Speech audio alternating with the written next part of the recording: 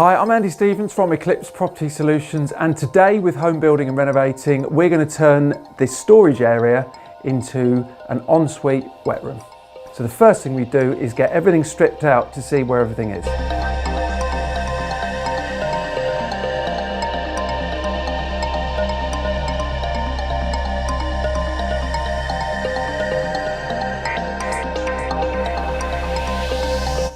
So to take you through this project, we're obviously taking this room, turning it into an ensuite. So the layout, we've got a bigger opening here. We're going to bring this in a bit to a 30-inch door, and we're going to house the vanity unit with the basin on top, centered on this wall. Got the pipework running under the floor into the 4-inch waste. With the 4-inch waste there, it's a perfect place to put the loo, so that's going to go there. And then when we've taken up the existing floorboards, we thought we'd find something from the bathroom next door. Luckily we have. We're 1.5 inch running into 2-inch, which is perfect because the shower tray that's going to sit under the floor and that end of the room, we can tee straight into this existing 2-inch, which goes out into the mains. So we're going to have the wet room area here with a tray, and then we're going to bring this wall out. We've got an awkward bit of finishing detail here, about 4-inch.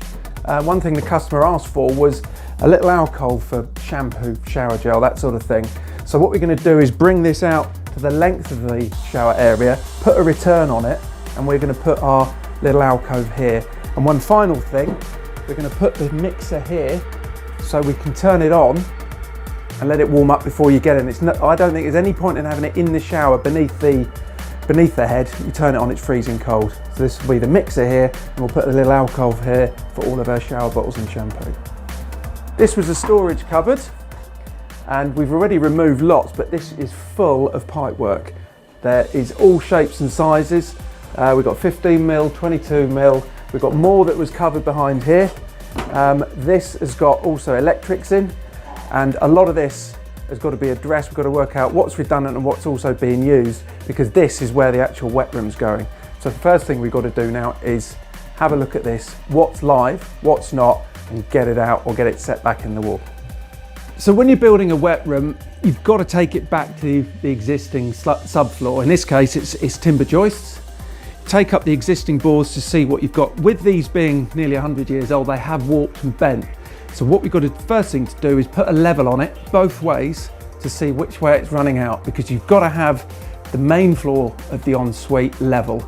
So what we'll do is pack this out, and the first thing we'll do is run all the pipes and cables we need to before you close it in with the floor, because obviously then it's all hidden underneath. The ply goes on top, and then on top of that we will tank it. You can use either a roll-on solution with a roller, which is a thick liquid, or you can use like a tape in mats that goes over, but you run it over the entire floor. Even though this bit here isn't going to be used much with the shower because that's over there, it's important to do all of this, and you lap it up the walls about 6 inches. So heaven forbid if there was a big leak, let's say your coal popped under your basin, this basically is completely sealed like that. Water can't then drop through onto your ceiling and then go through to the room below.